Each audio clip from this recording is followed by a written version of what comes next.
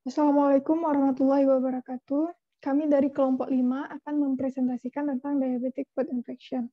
Adapun anggota kelompok kami adalah Rudi Dharma, Namira Rizka Hasria, Ratri Filza Alivia, Nurul Fadila, Imra Atun Munira, Qurrata Ayuni, dan Rizka Auliatul Jannah.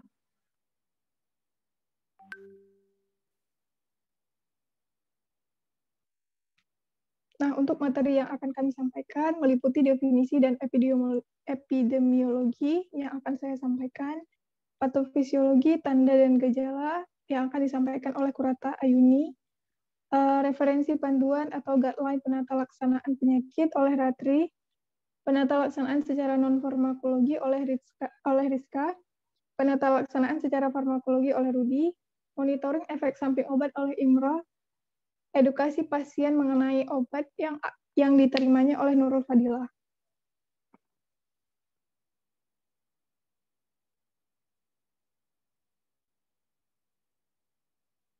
Infeksi itu sendiri adalah invasi dan multiplikasi dari organisme dalam jaringan inang yang menginduksi respon inflamasi dari inang, dan selanjutnya diikuti dengan kerusakan jaringan. Adapun diabetic foot infection itu atau DFI didefinisikan sebagai infeksi pada jaringan lunak atau tulang di bawah malleoli. Nah, malleoli ini merupakan ujung-ujung dari kedua tibia dan fibula pada kaki. DFI itu sendiri merupakan komplikasi yang umum terjadi pada penderita diabetes mellitus yang menyebabkan penderita DM ini harus dirawat inap. Lalu paling sering juga menyebabkan amputasi ekstremitas bawah. Sebagian besar DFI ini bersifat polimikrobial, artinya banyak mikroba yang terlibat hingga menyebabkan penyakit DFI ini. Dan jenis mikrobanya itu bisa beragam. Yang paling umum itu dari Coccus gram positif aerobik, terutama spesies Staphylococcus.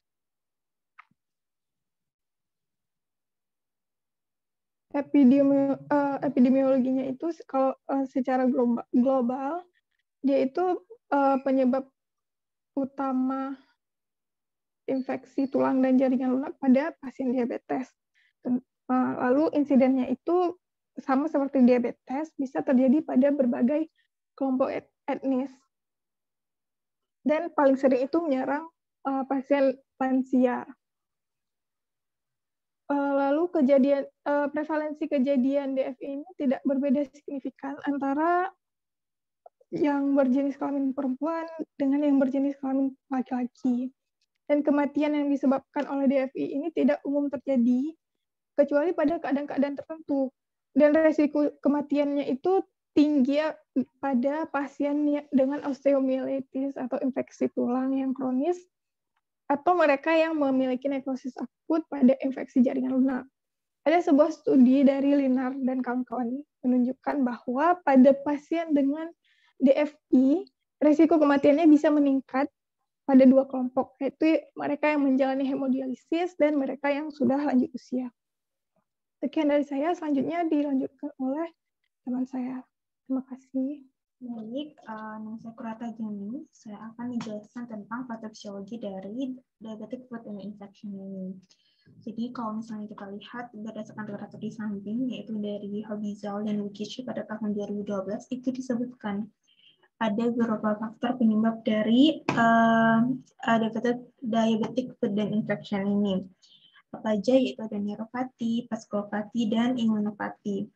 Nah, ketiga penyebab ini menyebabkan adanya ketidakstabilan sendi di metatarsofalangeal ini, sehingga adanya disfungsi otonom, menyebabkan adanya perubahan aliran darah yang akan menyebabkan pengurangan efektivitas dari perfusi dan mengangkat si kulit. Dengan adanya pengangkatan si kulit ini, maka adanya kecenderungan untuk hilangnya keringat dan kelenjar minyak secara fungsinya, sehingga kaki akan lebih kering dan berkeratin. Selanjutnya, baik, berikut merupakan skema bagaimana diabetic foot infection itu dapat menyebabkan luka seperti gambar yang kita lihat di samping. Jadi awalnya pada penderita DM atau diabetes mellitus ini mengalami yang namanya polineuropati, Ini bisa jadi disebabkan autonomi, sensitif, dan motor. Jadi ketiga hal ini menyebabkan adanya kerusakan pada kulit, sehingga adanya luka terbuka yang dialami oleh para penderita DM. Adanya luka terbuka ini menyebabkan yang awalnya ada flora normal menjadi lebih banyak mengalami kolonisasi bakteri yang menyebabkan patogen, sehingga menyebabkan terjadilah invasi dan infeksi bakteri pada kaki tersebut, sehingga menyebabkan fungsi kaki yang awalnya berjalan normal menjadi tidak berfungsi secara normal lagi.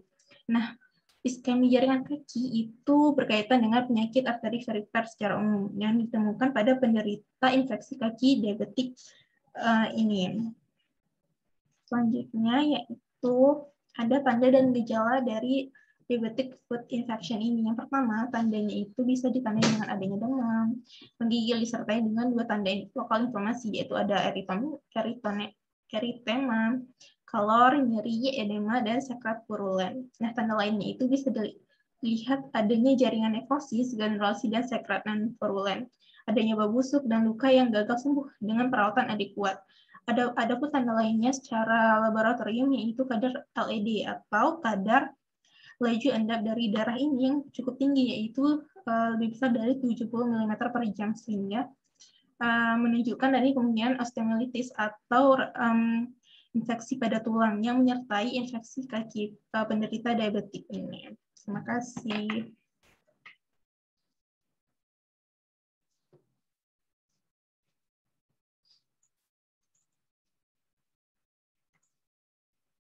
Baiklah, saya Ratri Fauza Alivia akan menjelaskan tentang penata laksanaan penyakit yang diambil dari Guideline of the Diagnosis and Treatment of Food Infection in Person with Diabetes. Dikutip dari Guideline, the mission of the International Working Group on the Diabetic Food, atau biasa disingkat dengan IWGDF, diupdate tahun 2019. Nah, di sini ada sistem kualifikasi untuk menentukan keberadaan dan tingkat keparahan infeksi kaki pada orang dengan penyakit diabetes. Nah, pada klasifikasi ini terbagi dari 4 klasifikasi, yaitu ada tidak terinfeksi, infeksi ringan, infeksi sedang, dan infeksi berat. Pada klasifikasi tidak terinfeksi, yaitu tidak ada gejala atau tanda sistemik atau local infection. Nah, pada terinfeksi setidaknya ada 2 dari daftar-daftar di sini, seperti pembengkakan atau indurasi lokal, eritem lebih dari 0,5 cm di sekitar luka, nyeri tekanan atau nyeri daerah lokal, meningkatnya kehangatan di daerah lokal, dan nanah berbentuk keputihan. Dan tidak ada penyebab lain dari respon peradangan kulit, misalnya trauma, asam urat, dan yang lainnya. Nah, yaitu ada yang kedua, infeksi ringan. Infeksi tanpa manifestasi sistemik. Dia hanya kulit atau jaringan subkutan, bukan jaringan yang lebih dalam. Dan eritema yang muncul tidak meluas lebih dari 2 cm di sekitar luka. Yang ketiga yaitu ada infeksi sedang. Nah, infeksi tanpa manifestasi klinik juga. Manifestasi ini juga tanpa manifestasi sistemik, yaitu eritema memanjang lebih dari 2 cm dari pinggiran luka dan atau jaringan lebih dalam dari lapisan kulit dan jaringan subkutan, misalnya pada tendon, otot, sendi, dan tulang. Nah, yang keempat yaitu ada infeksi berat. Nah, setiap infeksi kaki dengan terkaitnya manifestasi sistemik, sindrom respon inflamasi sistemik atau SIRS, seperti yang dimanifestasikan oleh lebih dari 2 di berikut ini, yaitu suhu pada 38 derajat Celcius, lebih dari 38 derajat Celcius atau kurang dari 36 derajat Celcius, denyut jantung lebih dari 90 per menit, frekuensi pernapasan lebih dari 20 kali per menit, jumlah sel darah putih lebih dari 12.000 atau kurang dari 4.000 atau lebih dari 10% bentuk pita yang belum matang. Nah, yang terakhir ada golongan infeksi pada tulang osteomyelitis. Biasanya tuh ditambahkan U pada golongan moderate infection atau severe infection.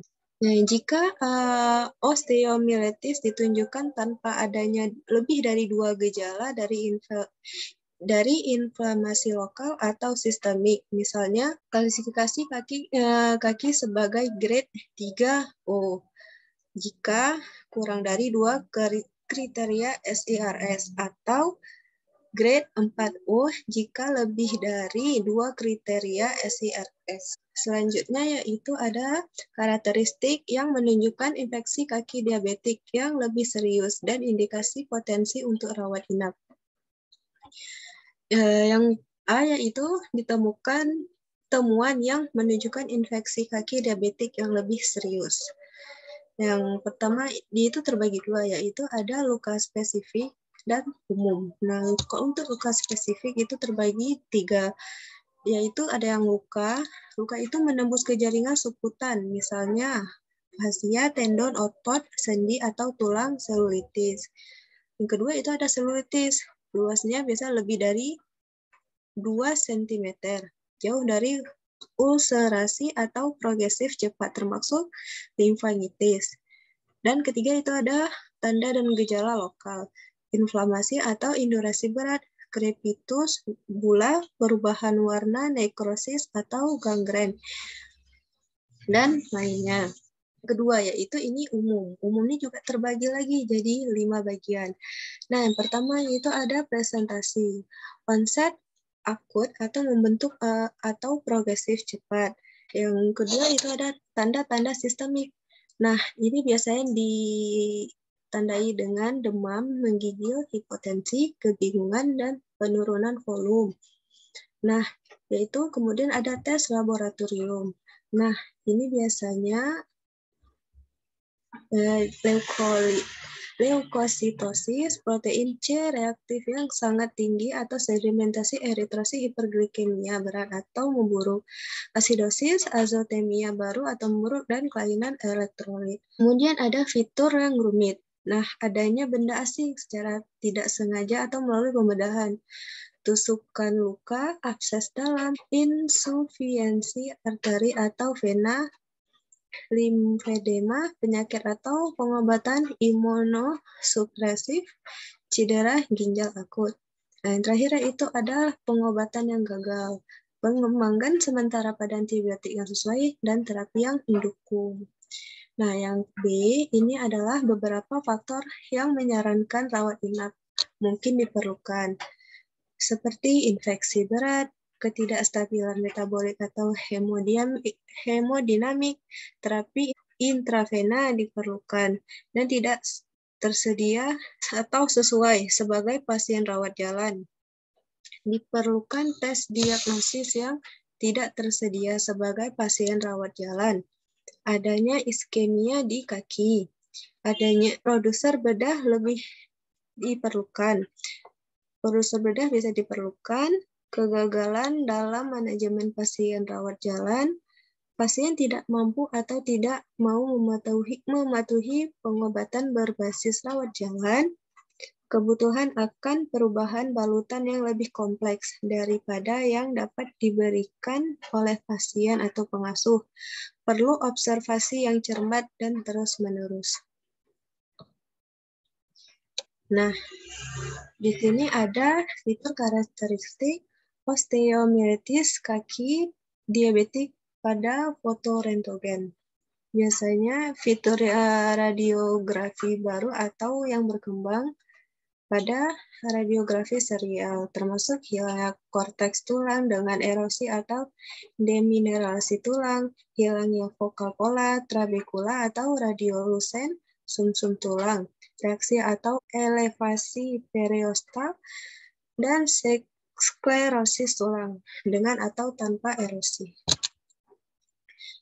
Itu selanjutnya ada kepadatan jaringan lunak yang tidak normal pada lemak subkutan atau kepadatan gas. Pemanjangan dari kulit ke arah tulang di bawahnya menunjukkan ulkus yang dalam atau saluran sinus. Adanya squastrum, tulang yang mengalami devitalisasi dengan gambaran radiodens yang terpisah dari tulang normal. Adanya involucrum, lapisan pertumbuhan tulang baru di luar tulang yang sudah ada sebelumnya dan berasal dari pengupasan periostom. Adanya kloaka ini yaitu pembukaan di involucrum atau cortex di mana sequestrum atau jaringan granulasi dapat keluar.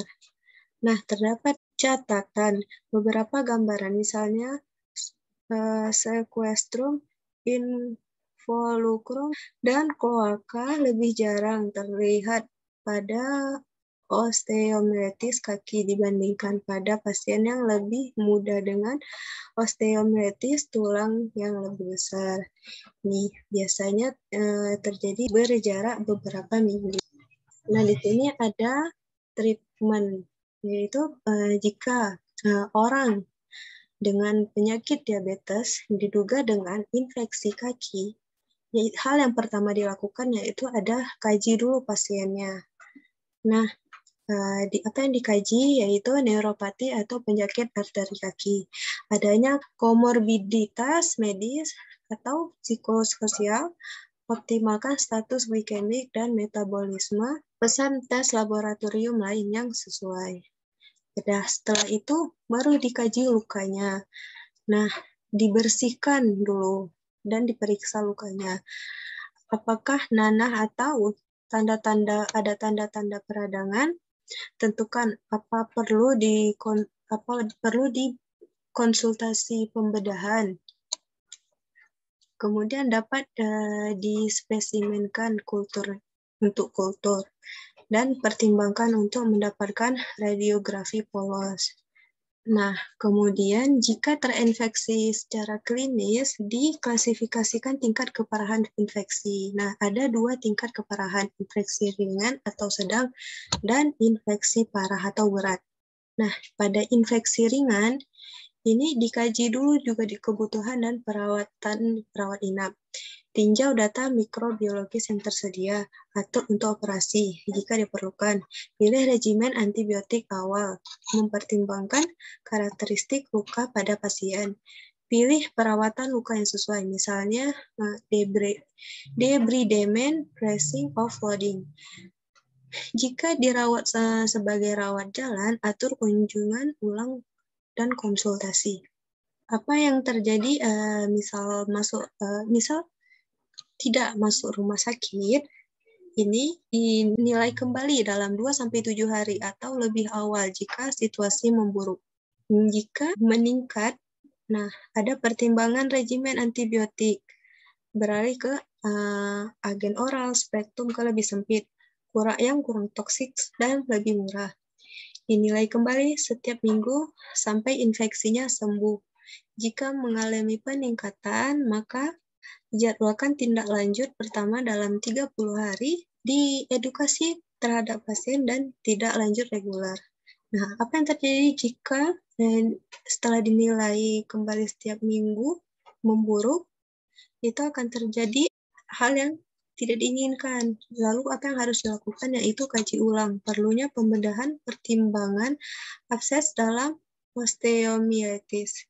Kaji kepatuhan pasien terhadap terapi, kaji ulang perawatan luka, kaji ulang kebutuhan rawat inap, pertimbangan konsultasi dengan spesialis penyakit menular atau ahli mikrobiologi, tinjau hasil mikrobiologi dan ganti antibiotik yang sesuai.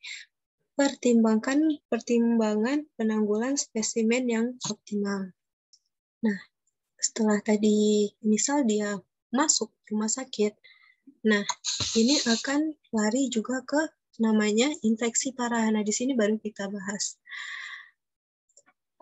Nah, apa yang terjadi misal infeksinya itu parah, yaitu rawat pasien di rumah sakit. Perhatikan kebutuhan cairan, elektrolit, dan metabolik. Pertimbangan untuk mendapatkan kultur darah. Atur untuk operasi jika diperlukan. Pilih regimen antibiotik parenteral spektrum luas empiris. Pilih perawatan luka yang sesuai, misalnya debridement, dressing, offloading. Selanjutnya itu adalah menilai kembali secara klinis, tidaknya sekali saja sehari. Periksa penanda inflamasi jika diperlukan, tinjau juga hasil kultur dan sensitivitas. Nah, apa yang terjadi jika terjadinya peningkatan? Nah, yaitu adalah beralih ke regimen antimikroba oral yang sesuai. Pertimbangan tindak lanjut sebagai pasien rawat jalan. Apa yang terjadi jika tidak membaik atau memburuk? Itu apa yang harus dilakukan? Kaji ulang kebutuhan pembedahan termasuk dryness abses, revaskularisasi amputasi. Tentukan luasnya jaringan yang terlibat, pencitraan lanjutan atau eksplorasi bedah. Pertimbangan konsultasi ahli penyakit menular atau ahli mikrobiologi. Pastikan semuanya isolat dan teridentifikasi tertutup secara optimal. Pertimbangan untuk memperluas spektrum antibiotik. Baiklah, sekian penjelasan dari saya. Selanjutnya akan dijelaskan oleh teman saya. Selanjutnya saya akan menjelaskan tentang terapi non-farmakologi, di mana terapi non-farmakologi pada pasien diabetic food infection ini dapat dilakukan 3 terapi, yaitu yang pertama ada debridement, yang kedua mengurangi beban ataupun offloading, yang ketiga yaitu ada dressing. Untuk teknik debridement merupakan salah satu teknik terapi non-farmakologi yang bisa diterapkan pada pasien diabetic foot infection. Nah, terapi debridement ini merupakan suatu upaya untuk membersihkan semua jaringan kulit mati ataupun nekrotik untuk mempercepat proses penyembuhan luka, di mana luka ini tidak akan sembuh apabila masih didapati pada luka itu berupa jaringan nekrotik, debrid, selus, fistula, ataupun sesuatu yang dapat menyebabkan kuman dapat terus berkembang. Nah, ada beberapa teknis yang bisa dilakukan pada proses debridement ini, yaitu diantaranya ada autolisis debridement, di mana autolisis debridement merupakan suatu teknik autolisis dengan menggunakan enzim ataupun menggunakan bantuan enzim in vivo yang mampu mencerna sendiri bagian jaringan yang menyimpang sehingga dapat terhidrasi kembali, melembutkan serta mencairkan eschar dan juga slug yang keras. Di mana eschar dan juga si slug ini dia merupakan suatu jaringan yang dapat menghambat penyembuhan luka. Autolisis ini dicapai dengan penggunaan pembalut oklusif atau semi oklusif yang menjaga cairan luka tetap kontak dengan jaringan nekrotik. Nah, hal yang terpenting pada teknik autolisis debridement ini adalah menciptakan lingkungan yang lembab ataupun moisture balance dalam proses perawatan luka, karena nantinya autolisis akan terjadi dengan adanya lingkungan yang lembab pada jaringan. Untuk teknik debridement yang kedua, yaitu ada teknik enzim debridement. Enzim debridement ini dilakukan dengan pemberian enzim eksogen secara topikal pada permukaan lesi. Kemudian enzim tersebut akan menghancurkan residu-residu protein. Nah, yang ketiga yaitu ada teknik biological debridement. Untuk teknik biological debridement ini dilakukan dengan penggunaan belatung atau Lucilla sericata yang disterilkan dan menghasilkan enzim yang dapat menghancurkan jaringan nekrotik. Kemudian yang terakhir yaitu ada teknik surgical debridement. Untuk teknik ini dilakukan pembedahan tajam dengan menggunakan pisau bedah, yaitu untuk persiapan luka, yaitu untuk perpisahan luka, menghilangkan bagian jaringan-jaringan yang sudah menghitam atau mati, ataupun jaringan nekrotik, serta mikroorganisme yang terdapat pada luka. Nah, tujuan debridement ini yaitu untuk mengevakuasi jaringan yang terkontaminasi bakteri, mengangkat jaringan-jaringan nekrotik sehingga dapat mempercepat penyembuhan. Kemudian juga, tujuannya juga untuk menghilangkan jaringan kalus serta mengurangi resiko infeksi lokal. Debridement yang teratur akan dilakukan secara terjadwal, akan menyebabkan ataupun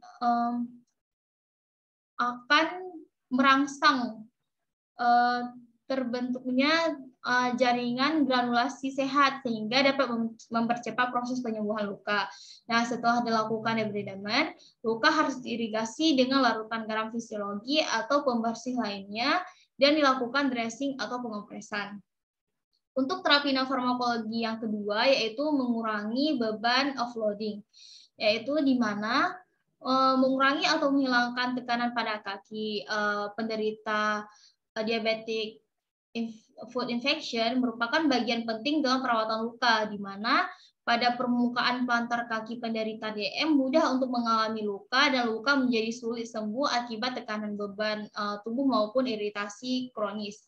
Nah, upaya yang bisa dilakukan dalam mempercepat penyembuhan luka salah satunya adalah offloading, di mana metode offloading ini dapat digunakan dengan mengurangi kecepatan saat berjalan kaki, istirahat ataupun bed rest, menggunakan kursi roda, menggunakan alas kaki, removable cast walker, total contact cast walker, sepatu bot ambulatori, di mana total contact cast merupakan suatu metode offloading yang paling efektif dibandingkan dengan metode offloading yang lain.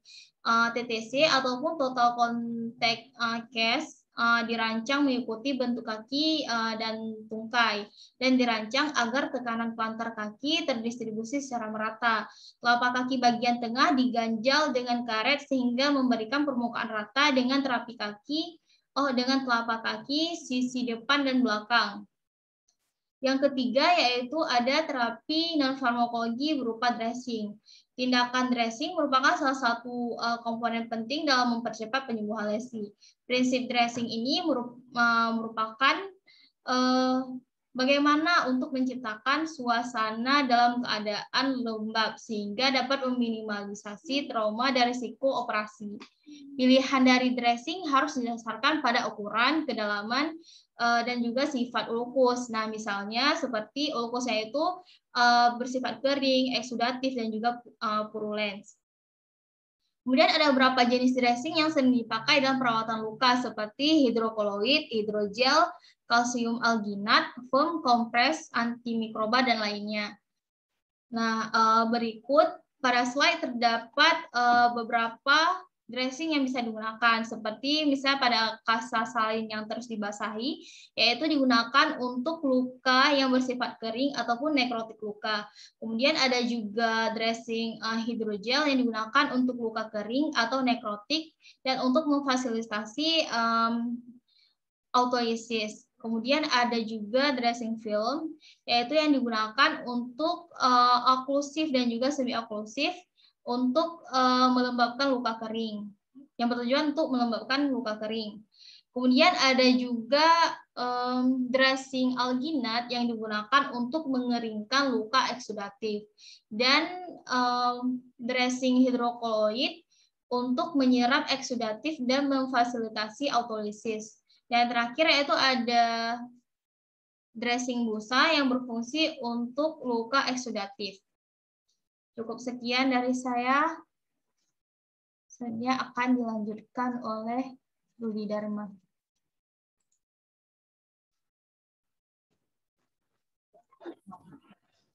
Baik, terima kasih. Saya Rudi Dharma akan melanjutkan penjelasan tentang terapi farmakologi untuk food diabetic infection. Jadi untuk terapi yang pertama kali dilakukan yaitu bisa menggunakan oksigen hiperbarik.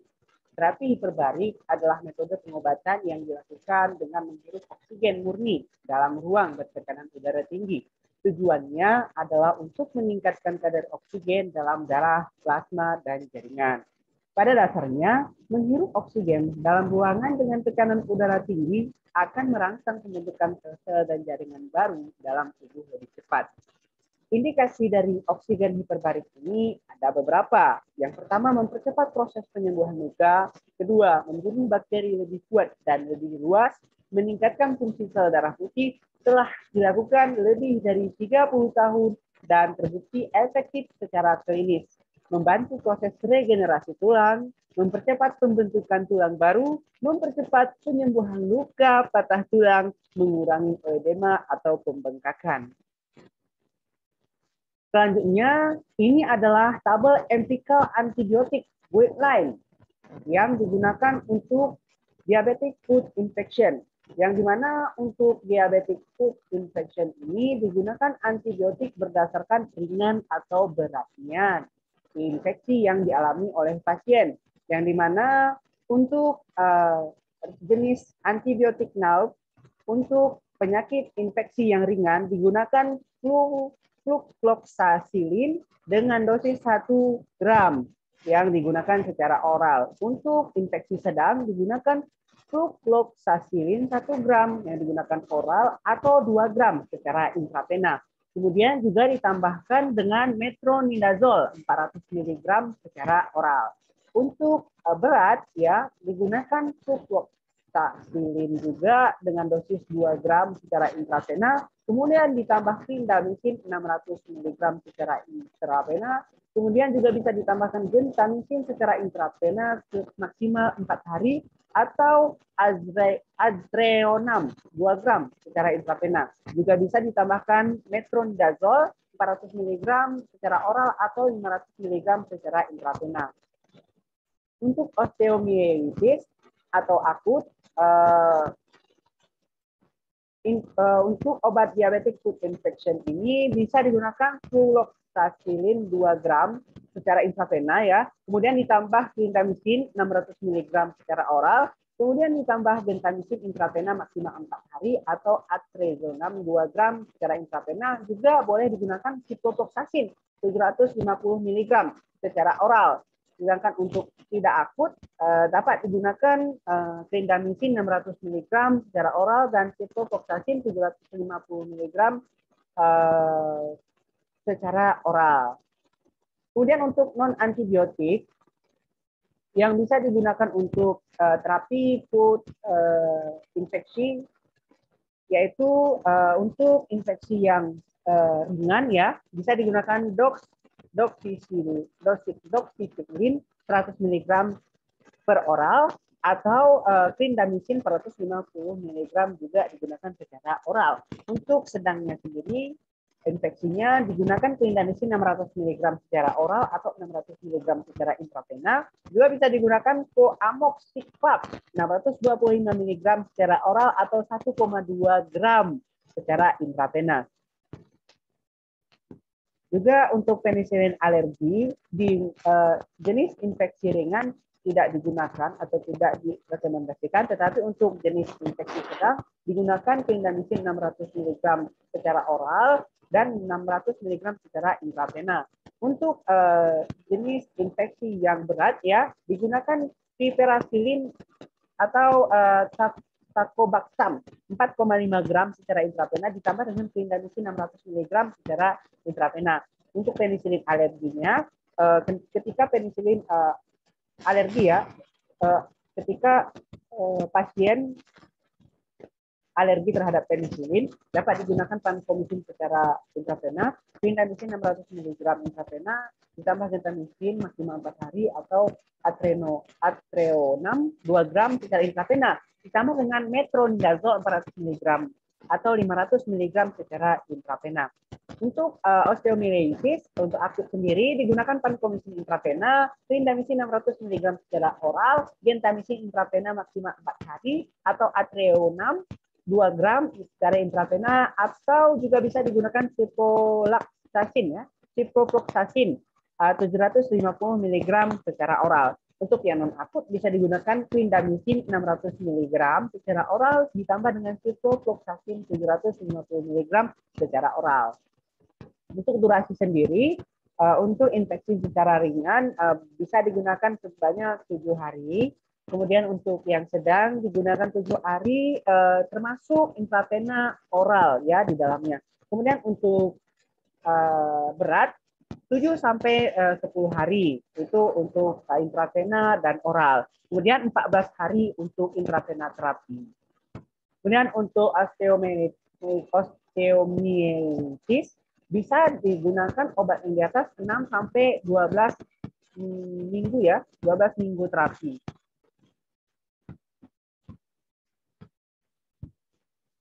Kemudian untuk MRSA, no carrier on protein infection, untuk infeksi yang sedang bisa digunakan doxycycline 100 mg secara oral atau clindamycin 600 mg secara oral. Juga bisa digunakan cotrimoxazole 960 mg secara oral atau resisten terhadapnya bisa digunakan linezolid 600 mg secara oral.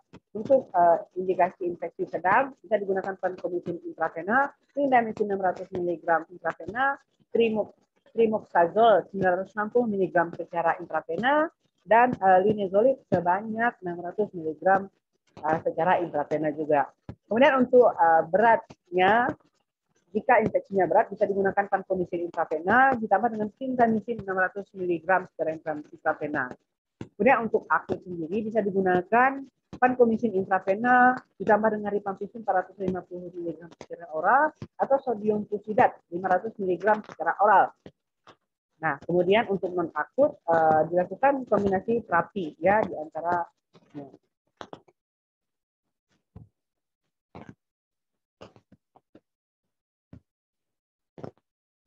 Nah, untuk di sini ada obat juga ya, teman-teman. Untuk obat sendiri juga tergantung dari berat atau ringannya infeksi yang dialami oleh pasien. Kalau ringan tidak diaplikasikan, sedangkan untuk sedang ya dikasih ceftriaxone 2 gram melalui intravena, teicoplanin secara intravena, daptomycin 6 mg per kilogram berat badan secara intravena, linezolid 600 mg secara oral. Sedangkan untuk yang berat tidak diaplikasikan.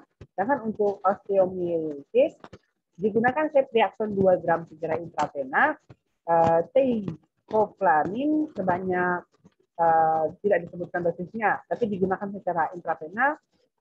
Kemudian daptomycin 6-8 mg per kilogram berat badan secara intravena ditambah dengan clindamycin 600 mg secara oral atau rifampicin 450 mg secara oral. Juga bisa digunakan sodium fusidat ya sebanyak 500 mg secara oral.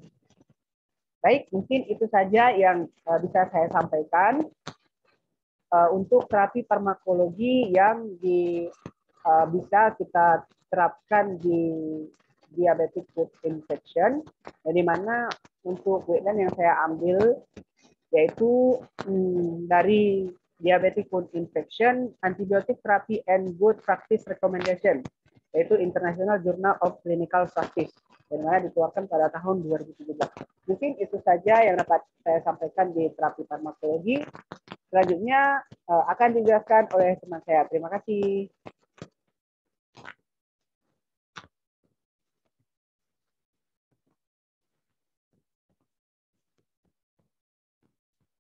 Baik, selanjutnya saya akan menjelaskan terkait dengan MESO atau monitoring efek samping obat untuk penyakit diabetic foot infection.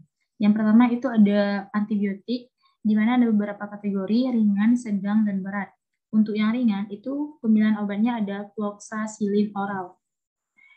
MESO-nya itu tidak diberikan kepada ibu hamil dan menyusui, dan pasien yang terganggu fungsi ginjal, serta pasien yang sedang dalam tahap imunisasi atau vaksin.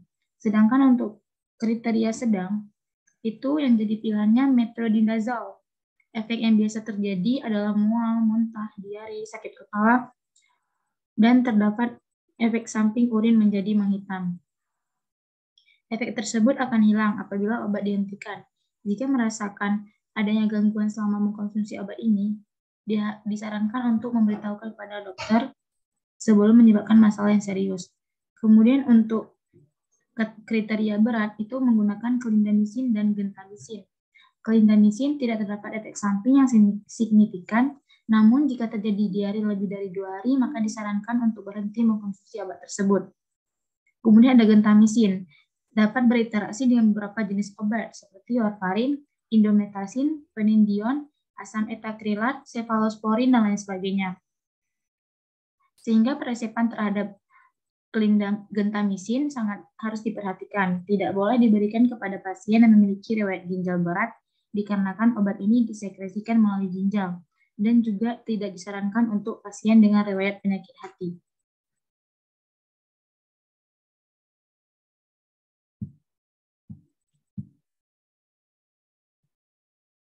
Kemudian ada pilihan dan antibiotik. Ada beberapa kriteria juga, yaitu ringan dan berat. Untuk yang ringan itu menggunakan doxycycline. Tidak boleh digunakan bersamaan dengan penicillin, warfarin, isotretinoin, dan acitresin. Dan juga dapat menurunkan efektivitas doxycycline bila digunakan bersamaan dengan antasida dan obat anti kejang, seperti carbamazepine, phenobarbital, dan phenytoin. Efek samping yang biasa terjadi yaitu mual dan muntah, sakit perut, disertai dengan diare. Efek ini tidak terlalu signifikan, namun apabila diarenya berkelanjutan lebih dari 2 hari, maka disarankan untuk berkonsultasi dengan dokter. Efek yang sering terjadi juga yaitu hipoglikemia. Jika efek ini terjadi, pertama yang harus dilakukan adalah memberikan makanan atau minuman manis atau yang dapat menambah kadar gula. Namun jika gejalanya semakin parah, maka disarankan berkonsultasi dengan dokter. Kemudian untuk kriteria berat, itu ada piperacillin, tazobactam, dan clindamycin. Untuk piperacillin, fungsi ginjal harus sangat diperhatikan untuk pengobatan jangka panjang. Terdapat reaksi alergi terhadap obat ini, sehingga jika terdapat reaksi ini, disarankan untuk langsung menemui dokter. Untuk efek samping yang terjadi tidak ada yang serius, sehingga hanya kurang lebih 1% yang mengalami efek tersebut, seperti sakit kepala, demam, dan lain-lain. Kemudian ada clindamycin, efek yang sering terjadi itu hanya diare.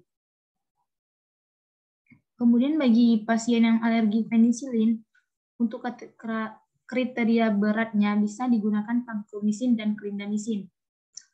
Untuk vancomycin, efeknya biasa terjadi yaitu mual, nyeri perut, dan hipokalemia. Jangan khawatir jika efek tersebut terjadi, karena sifatnya hanya sementara. Namun, apabila juga masih berkelanjutan, disarankan untuk berhenti menggunakan obat tersebut. Dan juga ada efek samping hipokalemia. Jika hipokalemia terjadi, disarankan untuk berkonsultasi dengan dokter, dikarenakan pada kasus ini, pasien yang menggunakan terapi ini adalah pasien dengan infeksi kaki yang disebabkan oleh diabetes mellitus. Kemudian ada obat atau antibiotik. Untuk kriteria beratnya itu ada ceftriaxone, tiocoplanin, dan daptomycin.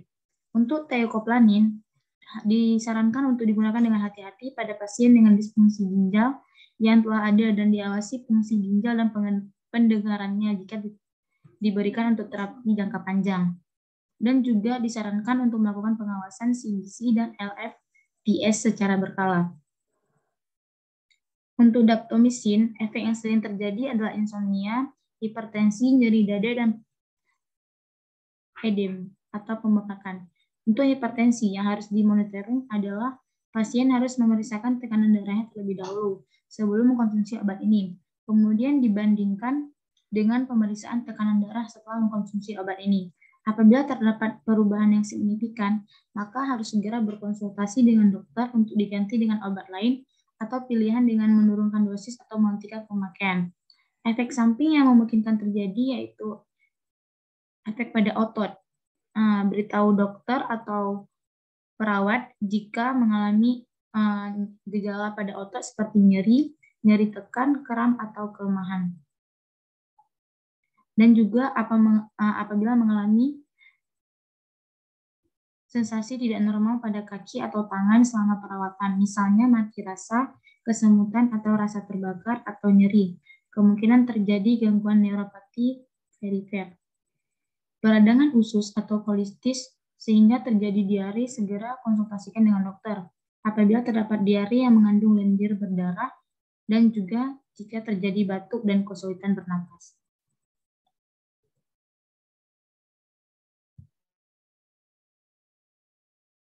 Di sini saya akan menjelaskan tentang edukasi pasien mengenai obat yang diterima. Nah, seperti yang dijelaskan oleh teman saya tadi terkait obat-obat apa yang bisa digunakan pada pengobatan ini yang pada teman saya saat jelaskan meso tadi. Nah, yang pertama ada golongan antibiotik. Nah, seperti yang kita ketahui antibiotik ini memerlukan penanganan pada pemberiannya.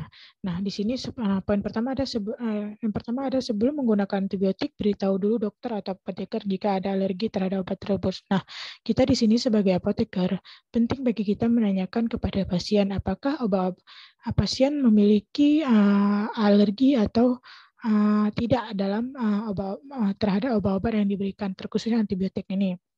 Nah, kedua, penggunaan obat antibiotik harus sesuai dengan dosis dan diresmikan oleh dokter.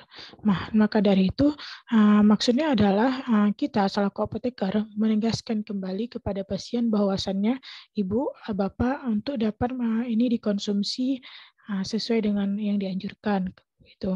Yang ketiga ada pemakaian antibiotik harus dihabiskan meskipun pasien sudah merasa lebih baik. Nah, di sini kita menganjurkan kepada pasien, mengedukasikan pasien untuk menggunakan antibiotik, di mana antibiotik ini harus dihabiskan pada penggunaan. Untuk beberapa antibiotik harus dihabiskan.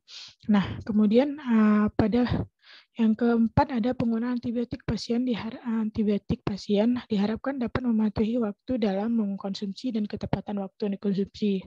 Yang kelima, gunakan obat ini sesuai durasi resep yang mendapatkan manfaat.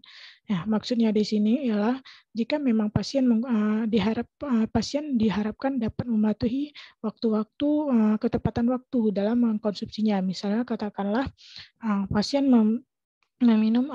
mengkonsumsi obat ini di pagi hari jam 7 gitu. Maka ketepatan waktu di sini sangat diperlukan. Maka diharapkan ketika pengkonsumsian di pagi hari selanjutnya itu di jam yang sama gitu.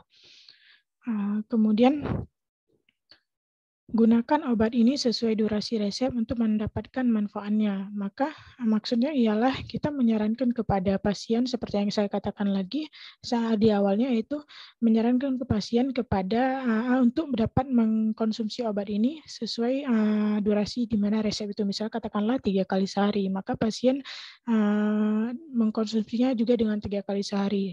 Hal ini agar dapat tercapainya manfaat yang diharapkan gitu.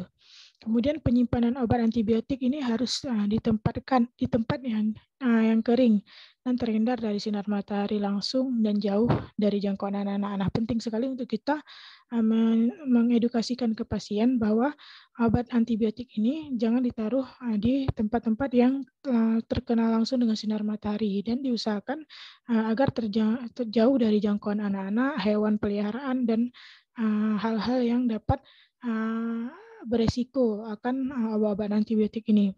Nah, yang kemudian tidak memberikan antibiotik sisa kepada orang lain. Nah, ini sangat kita anjurkan untuk kepada pasien agar tidak memberikan antibiotik ini kepada orang lain. Misalnya katakanlah orang lain itu memiliki penyakit yang sama kayak kita. Maka walaupun dia memiliki penyakit yang sama, tapi tidak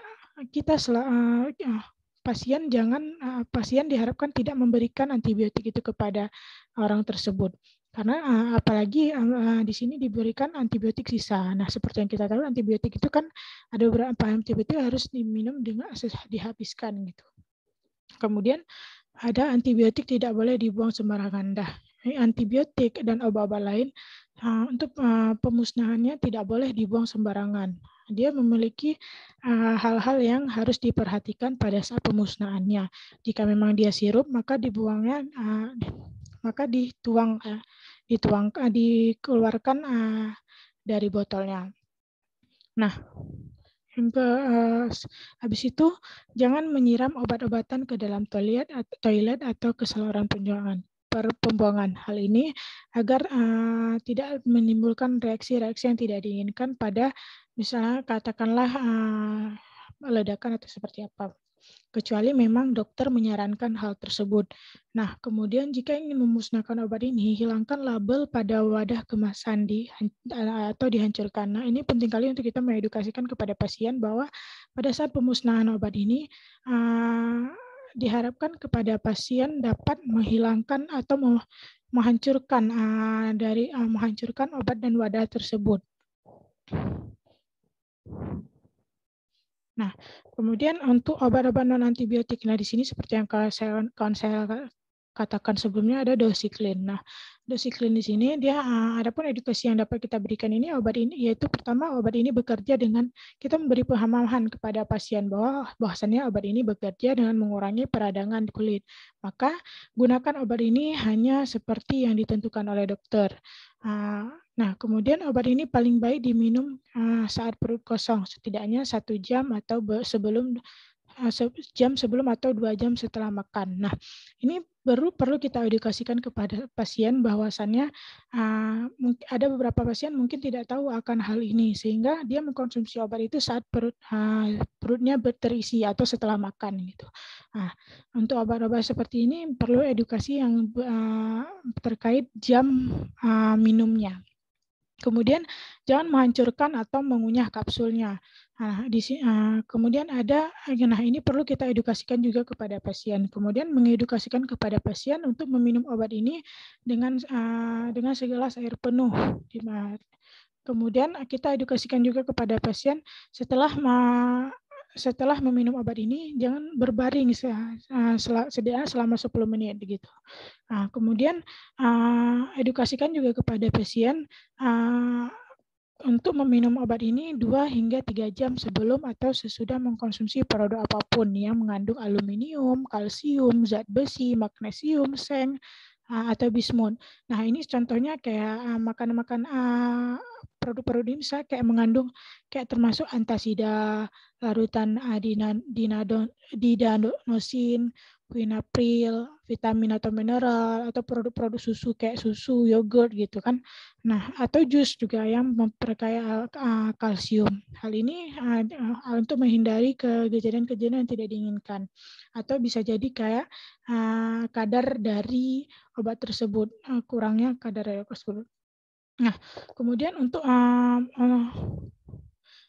agar kita mengedukasikan kepada pasien agar pasien dapat mengingat jam minumnya, membantu pasien dalam mengingat jam minumnya, maka pasien minum pada waktu yang sama pada setiap harinya. Misal kayak saya bilang pada awal pada obat-obat antibiotik ini misalnya dia pasien ini meminum pada jam 7 pagi, maka untuk kedepannya beliau minum juga di jam 7 pagi juga.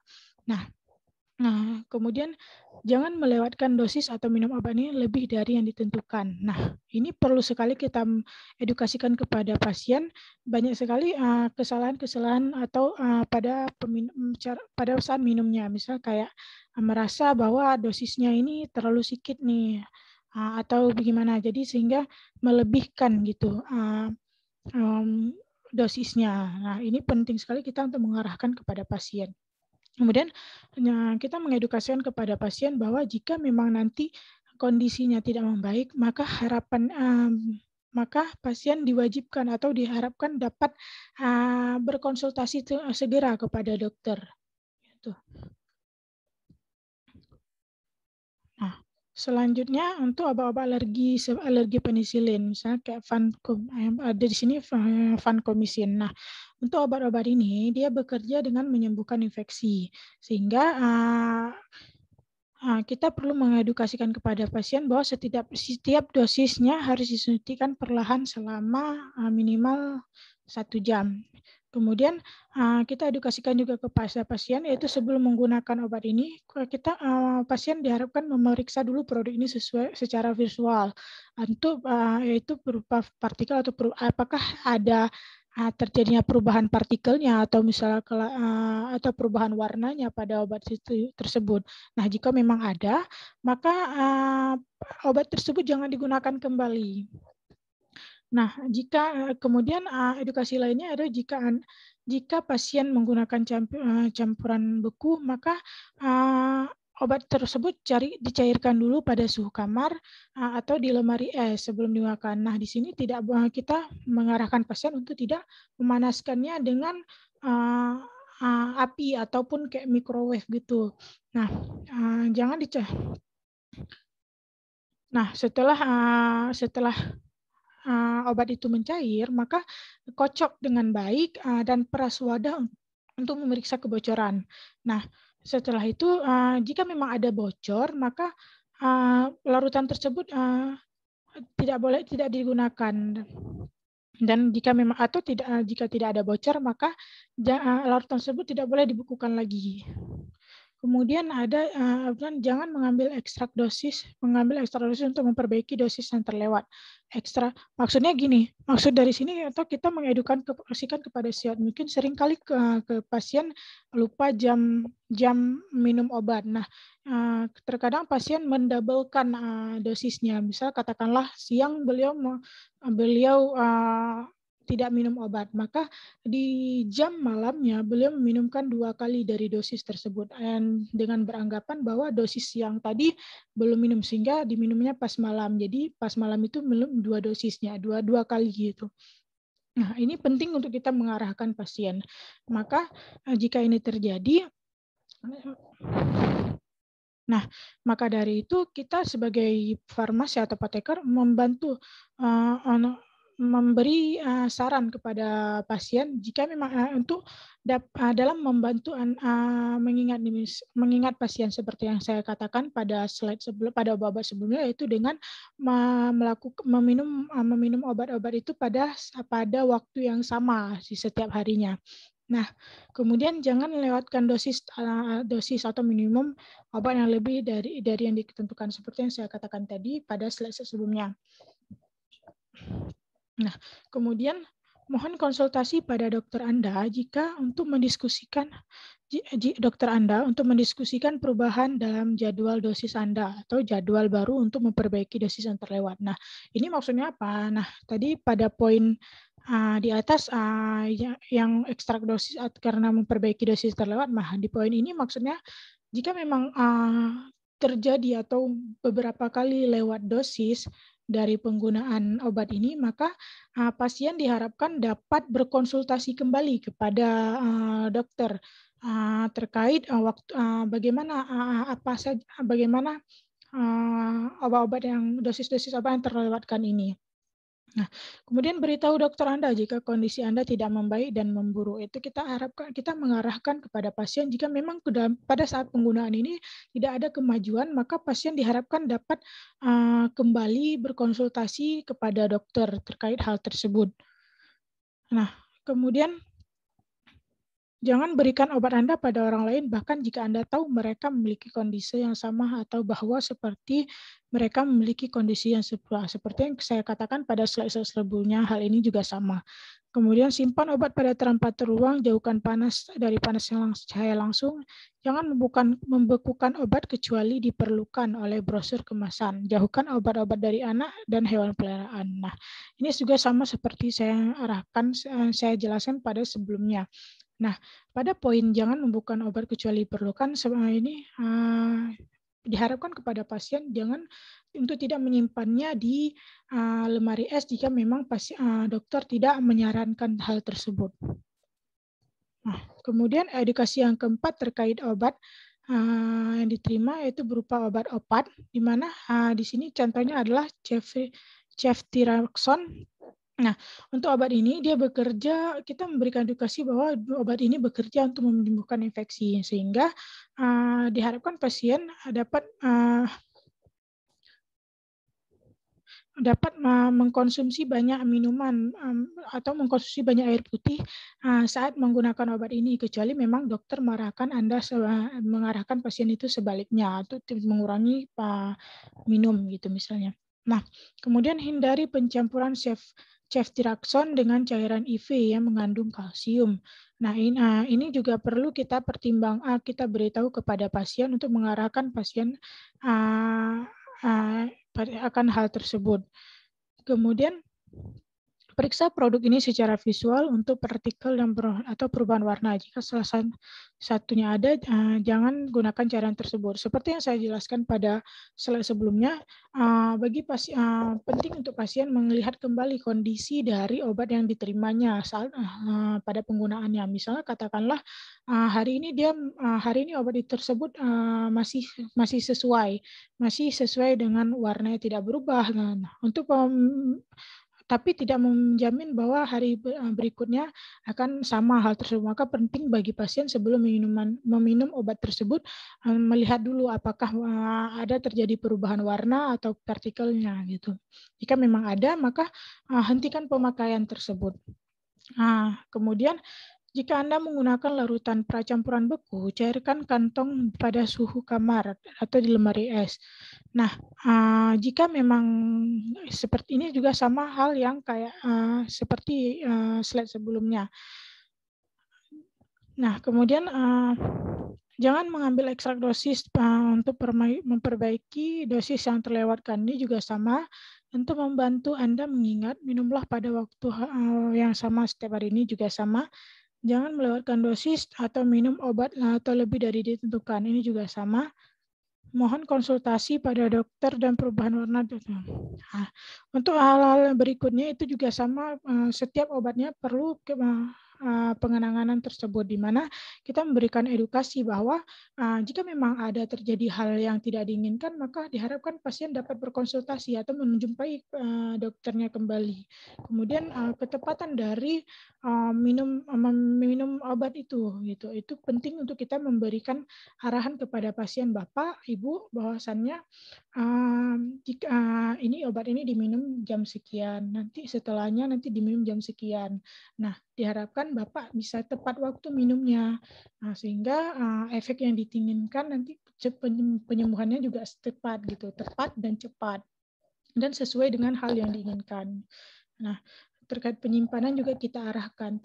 Nah, hal-hal ini juga edukasi-edukasi ini sangat penting kita berikan kepada pasien, terlebih dari kepada pasien yang awam akan pengetahuan ini, sehingga hal ini bertujuan agar tidak terjadinya kesalahan dalam penggunaan obat, sehingga efek yang kita inginkan tercapai. Mungkin dari saya itu saja, lebih dan kurang saya mohon maaf. Saya kembalikan kepada moderator.